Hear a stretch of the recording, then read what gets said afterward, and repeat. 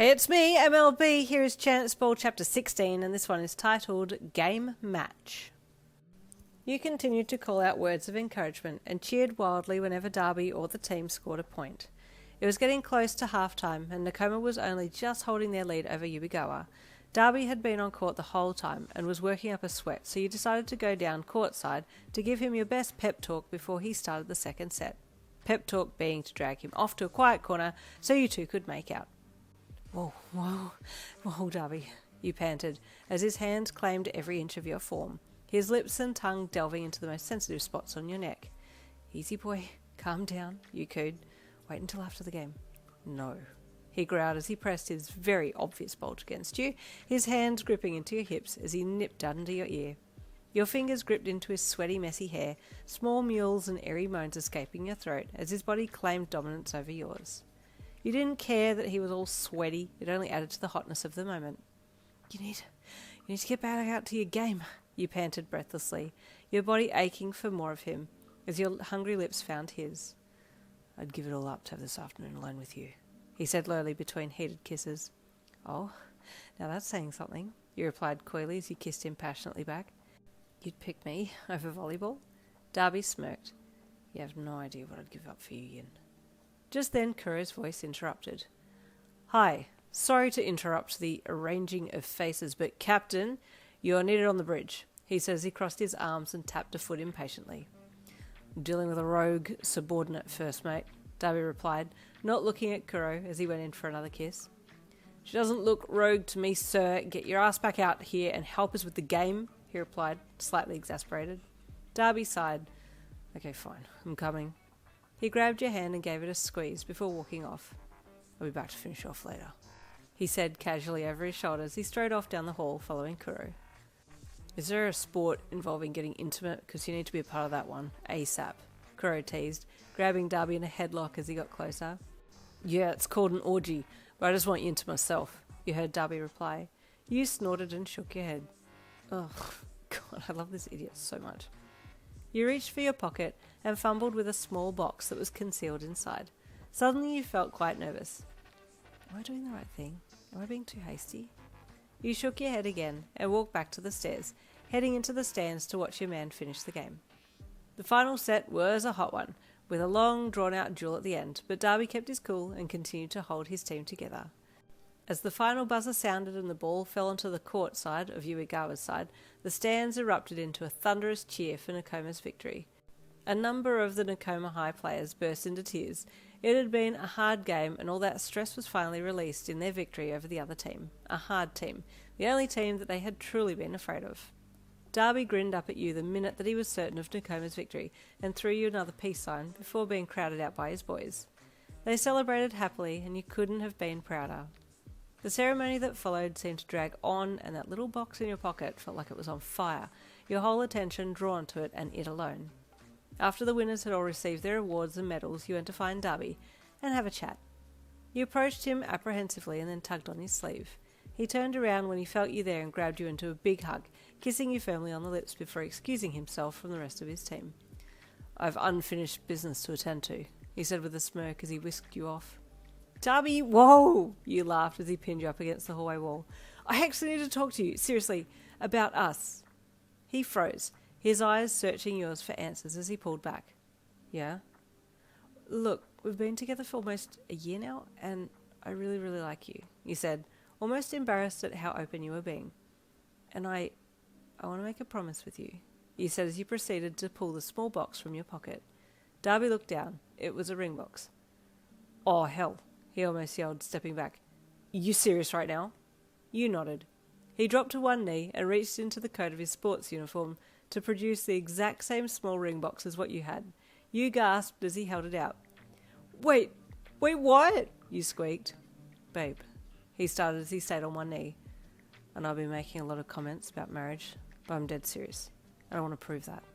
Wait, you said, your hand covering your mouth before you removed it to the lid of your ring box. Dabi, You slowly popped the box open to show him inside at the same time that he did. Both boxes had one chicken nugget inside. The two of you were instantly thrown off guard before dissolving into laughter. Oh my god, you're such an ass, Dabi! You cried with laughter. Like you're any better, he cackled. See, this is why I love you. He reached into his pocket and produced a beautiful necklace, ring or bangle, whatever you prefer, and held it out for you to see. What's this? You asked, amid laughter as you closed the lid on your ring box. It's a promise, he said softly. When I saw you punching the hell out of the girls earlier, I just knew you were the one. Yin, I want to marry you when we get older, and I'm making that promise to you now. You've been there for me, and I need you in my life. Will you accept my promise? He said it with such sincerity it melted you, and you smiled tearfully. Of course, Dabi. I love you. He grinned and placed the promise ring, necklace, bracelet onto you. Till chicken nuggets go mouldy, he said with a smirk. Which is never, so we're good, boo, you replied as you lunged at him for a kiss. Can we consummate this promise now? He asked slowly with a glint in his eye. Ugh, you're hopeless, you know that? You sighed with a smirk. Hey, you got plans for summer break? You asked Dabi as you approached him, a few weeks after you had both proposed to each other with chicken nuggets. It was the end of lunch period, and he was putting his things in his locker before heading to the afternoon classes. You spun and smacked back first into the locker next to his, grinning at him with a mouthful of none other than chicken nuggets. Wouldn't you like to know what I... Hold up! Where'd you get those nuggets from? He asked sharply, after his suggestive start of the sentence got interrupted. From... Are you cheating on me? He said suddenly with faux shock in his voice. I gave you a nugget as a token of my undying love for you, and you go and get... He leaned over and pulled your box of nuggets towards him so he could see inside and count the remaining ones. Friggin' 5 other guys' nuggets. Screw you, you snorted, still chewing on a mouthful of delicious morsels. These are mine. Get your own bloody nuggets. Nah, babe. I'm dominating this box to show those other guys' nuggets who's boss. He sneered with a smirk, grabbing for the box. They're not from other guys, you moose knuckle, you yelled, half laughing, half choking on your nugget as you wrestled the box from his hands. You quickly grabbed 3 more nuggets from the box and shoved them in your mouth. You trying to turn me on? Dabi leered, seeing the 3 nuggets hanging out of your mouth as you chewed and gagged, trying to get them all down quickly.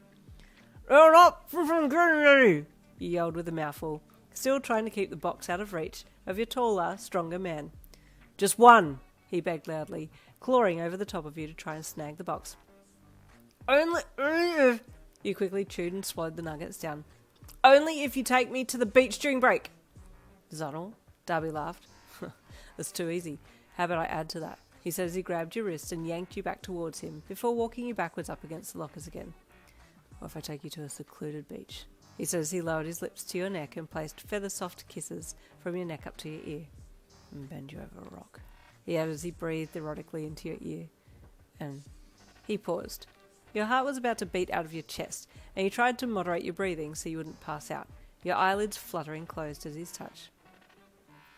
Dabi, I'm so turned on right now, you groaned internally.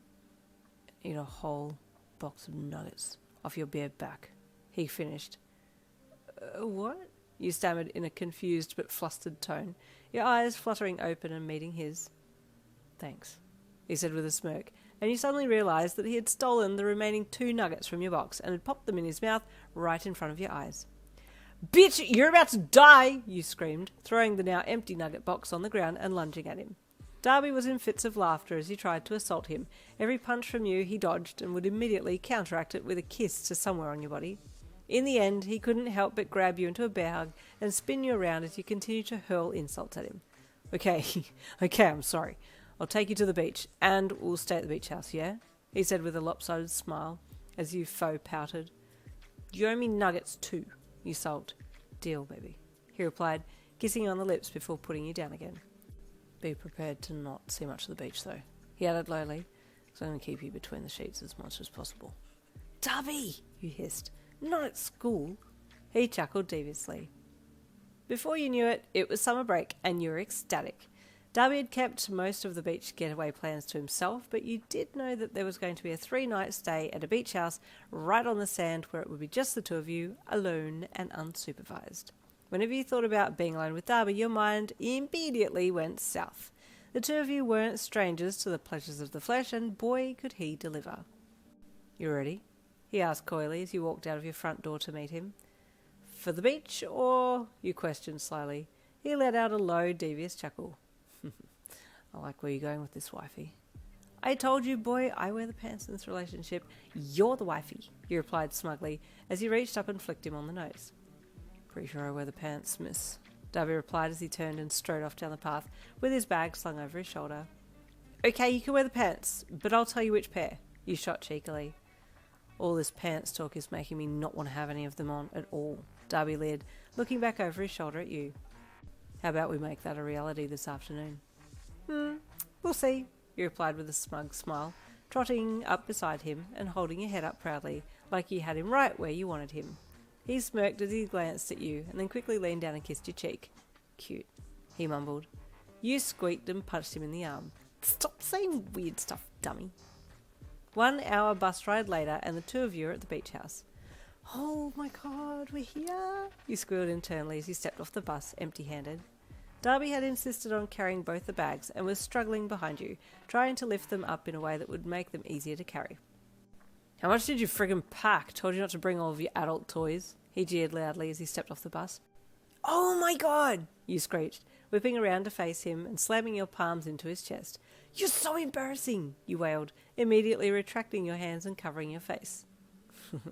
You're cute when you're flustered, he chuckled as he finally got the bags up and over each shoulder. Come on, let's go. And with that, he marched past you and headed to the beach house reception area.